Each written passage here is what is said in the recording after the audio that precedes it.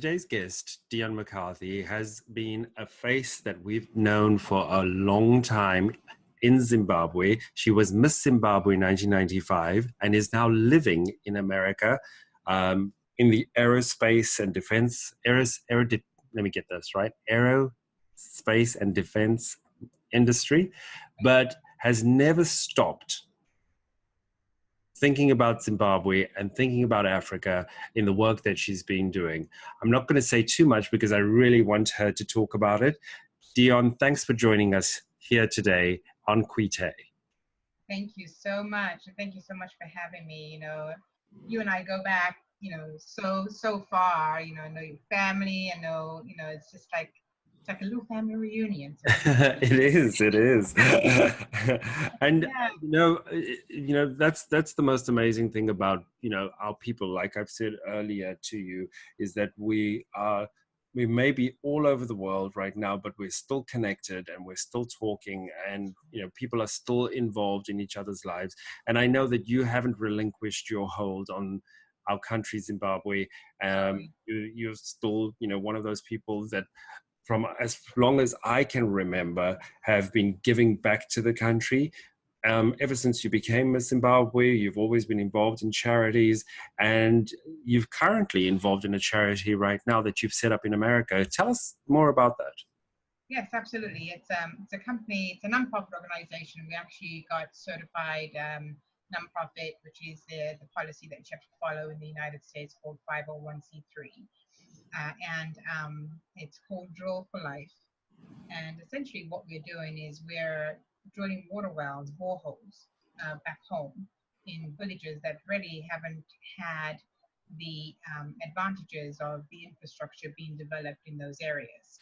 So if you really think about it, we have children who are the ages of my kids, 7 and 4, walking 10 miles a day to go and get a bucket of water that is just filled with dirt and goodness knows what's in there. So you get the typhoid, you get all those kinds of diseases and so forth. So we looked at that, and the concept really came up with myself and my brother from another mother, Simba Muswela, who's also from Zimbabwe. And then there's 2 Americans, Jim and Stacy Lambright, and the 4 of us are the founding members of Drill for Life. And we essentially said, we have to do something for our home. And that's how the concept of Drill for Life came in. And, Simba was initially affected directly because he had family members who were in the same strife. They were the ones that were walking and getting the water and so forth. So we really had a huge need to get that done pretty quickly. So we partnered with a company in Zimbabwe called Tandamanzi Drilling Company, and we said, hey, we are grassroots, we're very small, this is what we have, we're going to be raising these funds, can you drill for us? And they said, sure. They went and they helped our consultant back home figure out which spot they were going to do and so forth. And the first well we drilled was dry. Oh. Absolutely. So that was just, it's actually just like we were just distraught because we're like, oh my gosh, what are we going to do? Because now we've got to pay for that well and we've got to raise the money and do another well, right? So we by hook and by crook, we actually got it done. And we drilled our second well, and we went about 70 meters and got water. And let me tell you, I get emotional about this, sorry, because it's just incredible to see what something so small can give to people back home. And Right. So we drilled our well, and we did put the pump together and so forth. And when you saw the kids drinking out of that cup of fresh, clean water, I mean, it just, I sat back, and we were on a web conference at about 1 a.m., I remember, in Zimbabwe, and just watching the videos. And I couldn't even contain myself because I'm just like, we did it. We actually did it. We may be across the pond in America and so forth, and not even home, but we managed to make this happen. And, it always says, it takes one person to do something so small that could have a magnitude of a lot, right? Right. And what we did with the first well, we see the pictures, you know, and I'll share some of the pictures with you, but it's feeding the livestock. They've managed to grow gardens. I mean, the whole village is just flourishing. And it actually services about 10,000 people in that small village. And the Wow. kids, I know, it's just amazing. So we went ahead and we drilled our second well, saying we had success. Third well, same success. Fourth well, same success. And now we're getting ready to drill our fifth well in Mutoko. And this one is really near and dear to our hearts because we're actually drilling adjacent to a school. And the reason why we picked that particular spot was because those poor children, you know, if you know what's happening back home, especially like in the villages, the parents rely on the kids, especially the grandparents, rely on those little kids to go and do those heavy chores for them. So they're the ones that are putting the buckets in their heads. They're the ones that are carrying, and they're not even carrying it in buckets that are sanitized. They're carrying them in gasoline tanks. You know, you see the little gasoline tanks and you think, oh, there's another concept for us to clean up, right? We need to get buckets that are clean and sanitized that they can use for their water. So, you know, we're looking at, you know, different ways of doing that as well. But for Matorko, it's going to be adjacent to a school. So those kids will be able to focus on school and then after school, pick up their buckets of water and then go home and do their homework and so forth, because that chore will be done for them. And that, you know, we work with the local chiefs, so we get everything, you know, blessed by the state and local governments over there.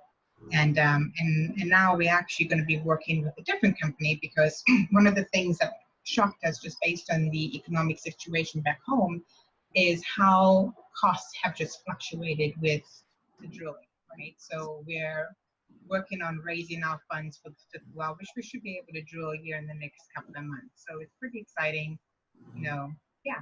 That's brilliant. Tell us how much have you raised so far, and how much is still, what's the gap? What's So we've got about 82. It takes about $9,800 to drill a well back home. Okay. right?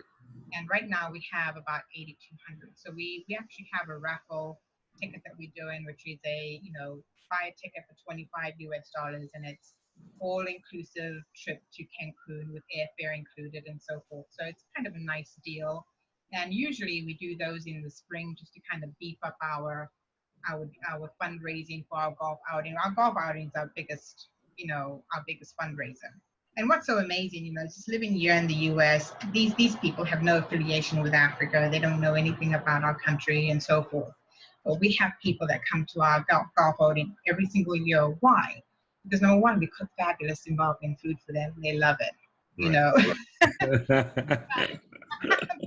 So nothing you want more to say there, right? If you feed them, they will come. I know. But they just love the concept of giving back to a country that just hasn't had this infrastructure. You know, the bare necessity that we take for granted every day living in the West, right? Right. I mean, I can go and turn on a tap and get water. People back home can't do that.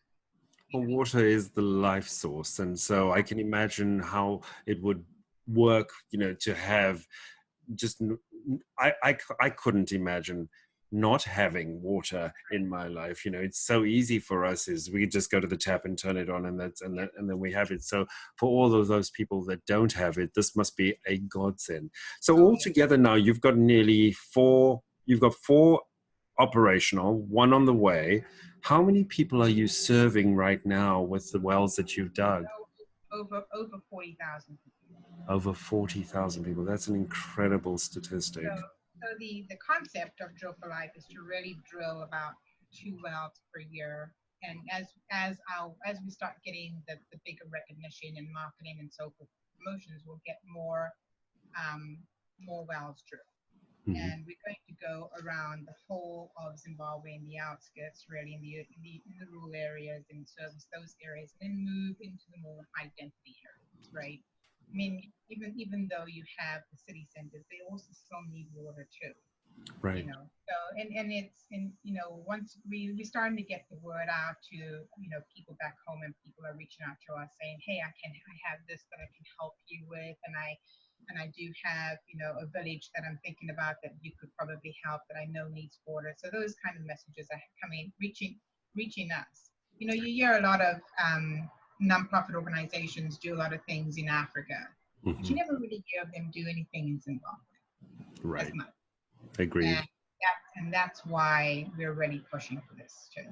Fair enough, fair enough. So Drill for Life is basically Zimbabwean based, but do you have a moonshot goal? Is there something that you want to do, say, in the next 5 years with Drill for Life, or where's it heading? So I think in the next 5 years, our goal is to put as many boreholes back in Zimbabwe, but then actually take it out to the different regions in the central southern region of Africa. I mean, there are so many places in Africa that need help. Not just Zimbabwe, but for Simba and I, most importantly, you always give back to home first, then you move on. So. Fair enough. Fair enough. I suppose just to wrap things up, is there anything that you want to add to let us or let any of the viewers here today know about Drill for Life? How can they contact you? So, we have a webpage, which is drillforlife.org. So it's drill, DRILL 4, the number 4, life.org. And on there, we have a donate button if you wish to donate to our cause. You're more than welcome to reach me. I'm on Facebook, I'm on Instagram, LinkedIn, so forth. I have my profiles up there. You'll see it on my profile page. And, feel free to reach out to me if you have any questions, or how you think we can help us better. It's so exciting because there's a lot of people, even from back home in Zimbabwe, that are saying, hey, I have a concept that can help you, and so forth. So any little bit helps. And is there a way in which they can get involved in terms of, say, perhaps going out there and helping with the boreholes, or is there something specific that you get them to help with? Oh, yeah, absolutely. Right now we have one consultant back in Zimbabwe. So of course, from back home, transportation is always a need. That can be a little dicey for him too. It just depends. The other thing we need is, just maybe more, just people getting the message out back home that this is what we're doing, and if you want to help, we will take all the help we can give. But right now we are grassroots where, we're starting very small and the hopes to get much bigger, help the rest of. Yeah. And when can somebody expect to see you on the continent again? Oh, yes, I know. Big question. So, I do plan on getting home within the next 18 months. So that's my big plan. And yes, I will be going and inspecting all my villages and seeing how things are going and so forth. And I will be taking my family with me. And it's a big deal. And I think it's very important for them to visit where I came from. My mother always said, you may live a luxurious life in the West, but until you need to always remember where you came from, because that's how things started, and we're very fortunate in Zimbabwe to have had what we had as far as family, unity, the ethics that we were raised in and so forth. So you never forget that. Everyone I speak to says exactly the same thing. Dionne, thank you so much for joining us here today, and all the best with anything that you need. If you are listening here today, viewers, and you need to contact Dionne, please do so by leaving comments in the Facebook comments box below this video, and you'll also be able to contact her directly through her website, which will be coming across the screen right now. Again, thanks for joining us, Dionne. Thank you. God bless you. Take care, and thank you for joining us, viewers, and we'll talk to you again soon at the next Quite interview.